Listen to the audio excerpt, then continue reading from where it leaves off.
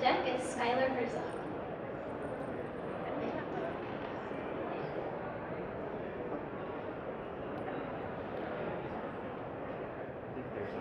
Okay. Oh, right.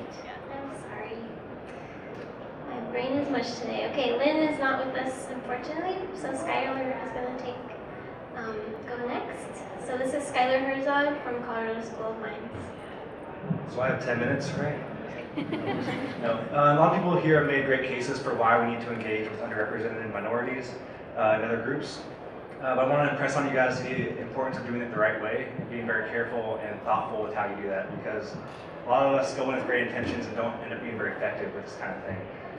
And so, there's right here, the talk. Supposed to stop talking and start doing more serious engaged listening for more meaningful outreach. So, talk about the graininess of the picture. But in general, scientists can be pretty bad at outreach, which is really, really sad because the whole goal is to help or contribute to something, and we can't do that well.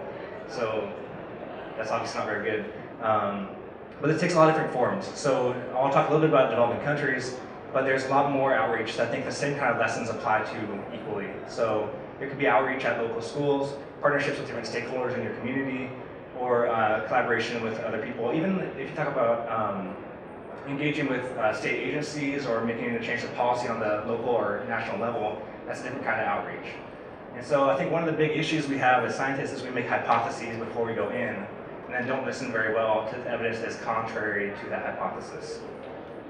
So I'm very guilty of this. I spent a gap year in, part of a gap year in Malawi, and I went through one of my contacts. Here's a good friend of mine, but you can see he's dressed very, very nicely. He's an academic guy, and I just trusted that he could speak for the community and be my kind of inroads to them. And then from there, I talked to the chief here on the right, and again, assumed that the community was homogeneous and this guy was trustworthy and everything, and he could just kind of be the whole community to me. And so we had discussions and everything, but I really didn't listen very well beyond just what I wanted to hear. I came there for a water project, did a water project, didn't help anybody, and here I am today. So it's really important to think about who's speaking for community, and also what do they want me to hear, what do I want to hear, and really just kind of dig deeper than the quick answers, which sound good but aren't actually very effective a lot of the time. So one of the tools for doing this is called contextual listening, and basically it's like, let's be more scientifically rigorous in our listening. And there's not just one strategy for this. There's a lot of different best practices that can be helpful. But overall, it's saying, let me talk to as many different people in as many different contexts as I can to really try to understand what's going on. Let me ask the same question multiple times and see if I get different answers. And then also kind of open up different lines of communication. This is a big one. Because this kind of village discussion can be all like a departmental seminar. And if they ask you in the middle of the seminar, how's the department doing? Do you like your advisor? You might not want to say what you really think in that group setting. And so you can open up, text me if you have different opinions, or have other people go around. As a man, maybe you want women on the team. They can go talk to other women in person, and just really think about all the different ways that we want to really include and hear from people that may not be traditionally represented. Again, both in a village as well as in a community at home.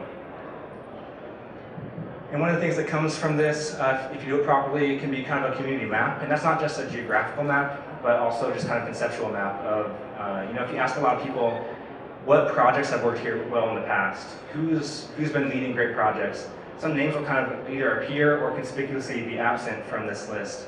You can kind of form a little map of who's a good leader and what's going well and how can you learn from the past. And also be very careful to listen for what's not mentioned in those discussions. So for the takeaway here, we've all seen this broader impacts. I think if you're applying to NSF, and most of the other funding sources will have some sort of similar section. And this is obviously good because they're encouraging a good thing, but we need to take it very, very seriously. So if you're going to do a service project in a developing country, take a lot of time to really learn from that community. Hopefully you have someone on the ground there for a long time in advance that can discuss that with you. If you want to have a partnership with a local community college, go in with an open mind, not wanting to hear anything in particular, but just try to see what are their needs. make a Venn diagram of your wants, their wants, and see what you can really do together. But if we just go in with a preset notion, we won't hear the broader possibilities that are there. So yeah, listen for not what you want to hear, but what they're really saying. So I think that's it. Oh, one more thing, sorry. There's two other resources here. This is a really good book on the left-hand side about sustainable community development. I encourage you to read that if you are interested, but apply it equally to work in the United States. If it's a client relationship or whatever else, the same kind of concepts apply. And then we have a podcast with my Renew It Urban Water Research Center. It's honestly not very good, but it's a lot of fun, and I appreciate your feedback. And I go through my experience in Malawi in one of the episodes and really kind of harshly criticize myself and all the mistakes that I made. So check that out if you're interested too.